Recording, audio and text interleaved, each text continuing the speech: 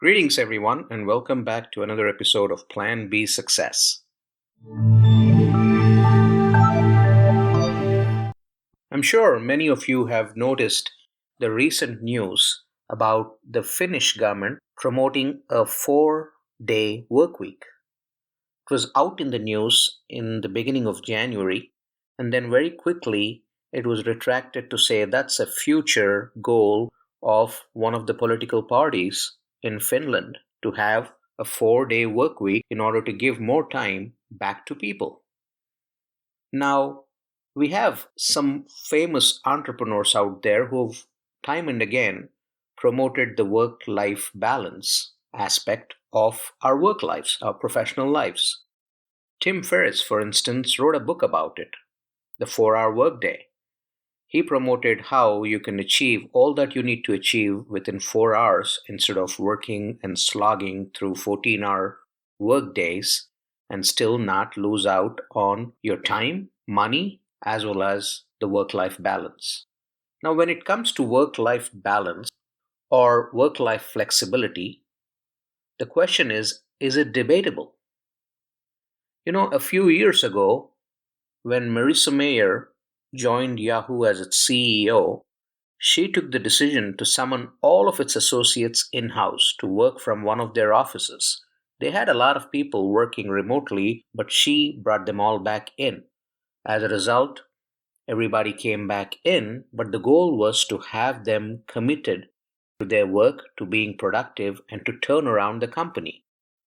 It scrapped the remote work option, citing that the most creative of ideas birthed from water cooler conversations, or rather face to face interactions at work. Now, that was their vision of extracting productivity and unique to their situation as a company. And here we have the world debating the pros and cons of remote workforces. Well, with the advent of the new decade, everybody's been also talking about how this is going to be the decade of remote workforces. Those of you who have read different articles at different points in time might have found it very clear that it's pertinent to particular situations when companies allow for remote workforces or when they bring them back in house.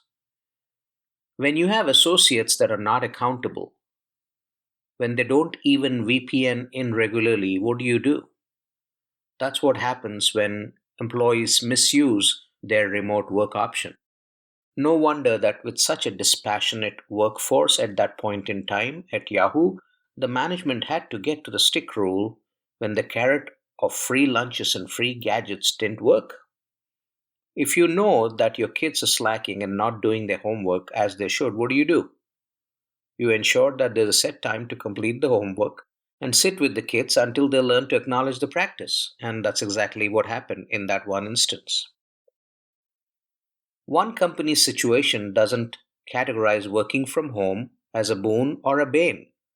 Remote work, when not abused, is an absolute boon as it helps uphold employees' work-life flexibility, and this flexibility in turn ensures reduced stress levels for the employees who work in their own environment, and in fact also helps improve productivity for engaged employees. Is remote working suitable for all employees?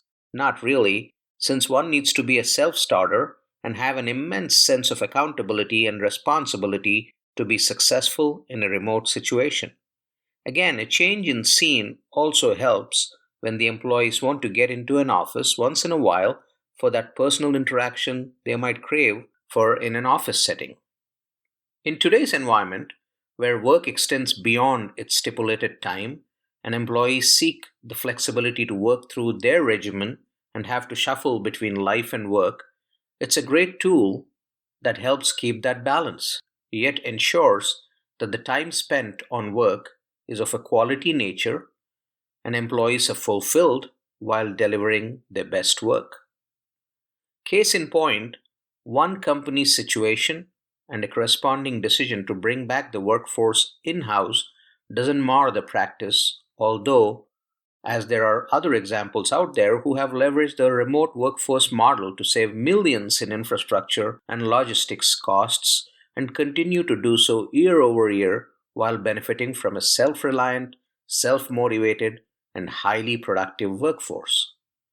Some simple and immediate benefits include not having to depend on local talent and able to tap into the best of talent across the country and even internationally, no relocation expenses as a result of who you tap into, lower training costs by deploying online training, and so much more.